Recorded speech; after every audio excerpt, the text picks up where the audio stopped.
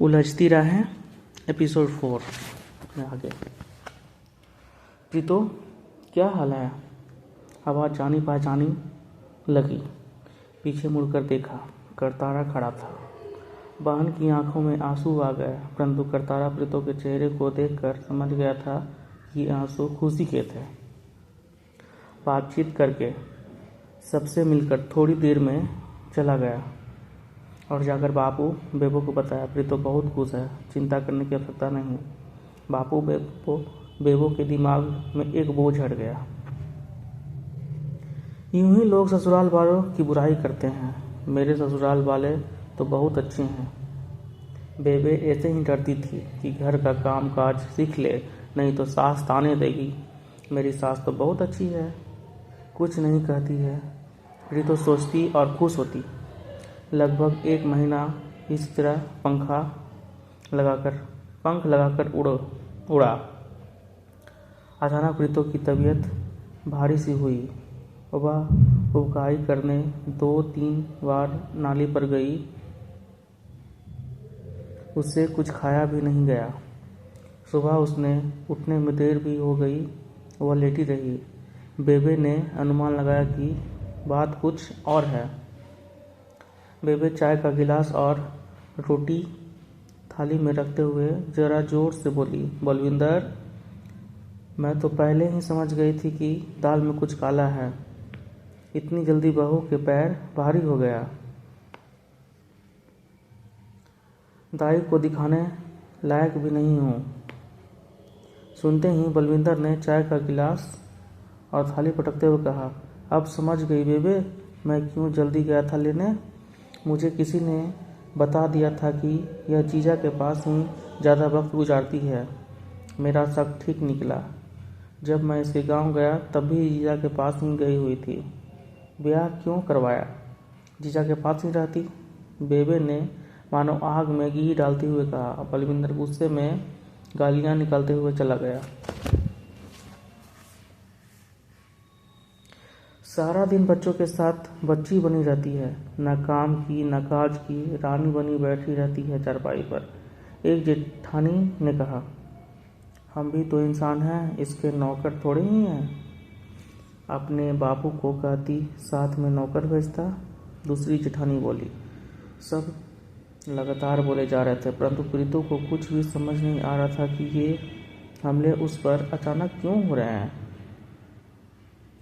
1 महीने तक तो सब ठीक थे, बहुत अच्छे थे। अचानक सब को ये क्या हो गया? वह क्यों एकदम पराई हो गई? सब ने उसके खिलाफ लड़ाई क्यों शुरू कर दी? उसे मालूम ही नहीं था कि उसे किस पाप की सजा दी जा रही थी। वो घबराकर मानो चरपाई पर गिर पड़ी। अरे उठ डायन, खड़ी हो। इतने बर्तन क्या तेरा बाप साफ करेगा? यह सास की आवाज़ थी। कल मुही हमारे नाम का बट्टा लगाने आ गई है। जीजा के पाप हमारे सिर पर मरने आ गई है। शर्म हया तो छोड़ आई है जीजा के पास। बेबे ने दांत बीचते हुए ऐसे कहा मानो प्रीतो को मारना चाहती हो। सबके व्यवहार में आए इस अचानक परिवर्तन का रहस्य अब उसकी समझ में आ गया। प्रीतो बड़ी मुश्किल से उठी और नल के पास बैठकर बर्तन साफ करने लगी। अरे महारानी, अगर ऐसे काम करती रही तो दोपहर का खाना कैसे बनाएगी? जिठानी ने झिटकते हुए कहा। उपलों की आग जलते हुए उसकी आंखों में धुआं ही धुआं भरा जा रहा था, परंतु उसने भी अभी सारा काम करना था। जिस प्रीतो ने 4 आदमियों का खाना नहीं बनाया था, वह प्रीतो 15 आदमियों का खाना बना रही थी। न उससे दुपट्टा संभलता था, न ठीक से रोटी बनती थी। फिर घबराहट की रोटियां भी टेढ़ी मेढ़ी बनती जा रही थी। दोनों जेठानियां और बेबे सामने चारपाई पर बैठ गई थी, इसलिए वह रोटियों को छिपा भी नहीं सकती। कुछ रोटियां जल भी गई थी। सब्जी भी अच्छी नहीं बनी। बेबे ने कहा, जरा सब्जी का स्वाद तो दिखा। नमक चखाते ही नाक भौं चढ़ाते हुए बेबे ने सब्जी नाली में फेंक दी। डर के मारे प्रीतो का बुरा हाल था। उसने हिम्मत करके सब्जी में पानी डालकर नमक कम करने की कोशिश की। सुबह से काम करते करते वह थक कर चूर हो गई थी। चारपाई पर बैठी ही थी कि बेबो की आवाज़ सुनाई दी। तुझे कोई चिंता है कि नहीं? आदमी तेरा सवेरे से गुस्से में निकला हुआ है और तू खा पी कर लेटी हुई है। उसकी रोटी की चिंता है तुझे? प्रीतो लगातार रो रही थी, पर उसे चुप करवाने वाला कोई नहीं था।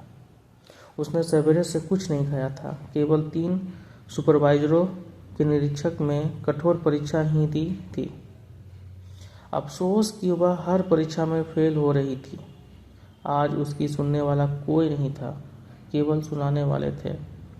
वह खामोश बनी सबकी सिर झुकाए सुनती जा रही थी।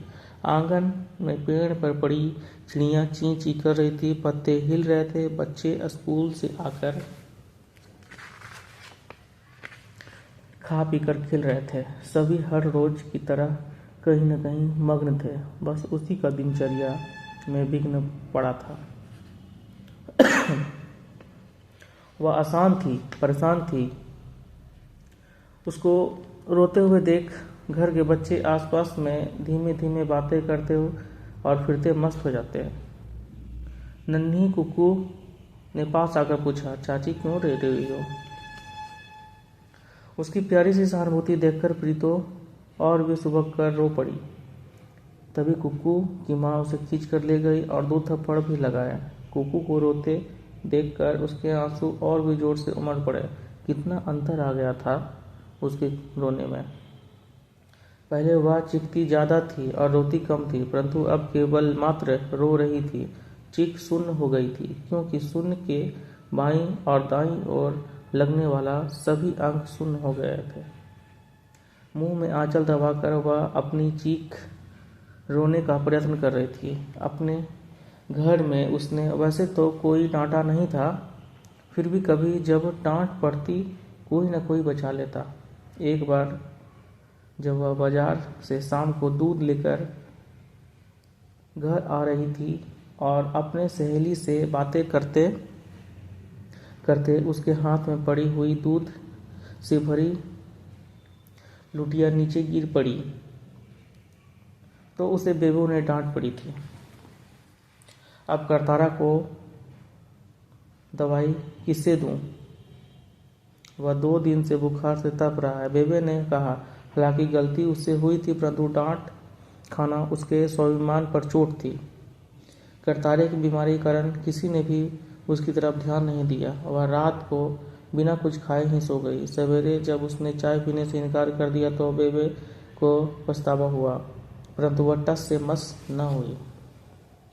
पी ले पुत्र, चाय पी ले मेरे प्यारे पुत्र, बापू ने बड़े प्यार से कहा। फिर बापू चाय का गिलास लेकर पीछे और आगे आगे उसके पीछे चलने लगे। कभी चारपाई के नीचे छिपती, कभी पेड़ के पीछे छिपती, इधर उधर दौड़ती रहती और दौड़ती रहती। अच्छा, जो तू नहीं पीती तो मैं भी चाय नहीं पीऊंगा। बापू का यह ऐलान सुनते ही प्रीतो की सारी हिकड़ समाप्त हो गई।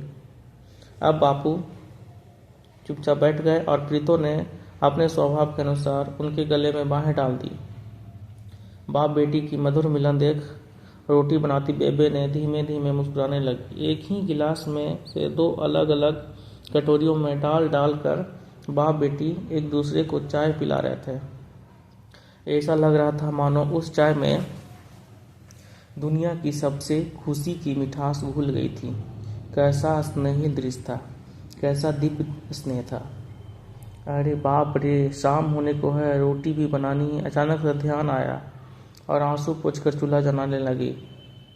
आज धुएं से उसके आंसुओं की लाज रख ली थी, क्योंकि धुएं ने कवच की तरह उसके आंसुओं को अपने अंदर छिपा लिया था। दोपहर की तरह रात को भी सास और जेठानिया ने उसे अपने सामने द्वारा बनाई गई सब्जी नाले में फेंके गुस्से से फेंक दी और शक्कर के साथ रोटी खा ली थी। दोनों जेठों ने कुछ भी कहे बिना खाना खा लिया था, क्योंकि वे दोनों घर में यूं भी कम ही बोलते थे। हाँ, बच्चों ने बड़े चाव से खाना खाया। अरे आज तो मज़ा आ गया, चाची ने रोटी बनाई है, एक ने कहा। आज तो मैं 4 रोटियां खाऊंगा, चाची के हाथ की।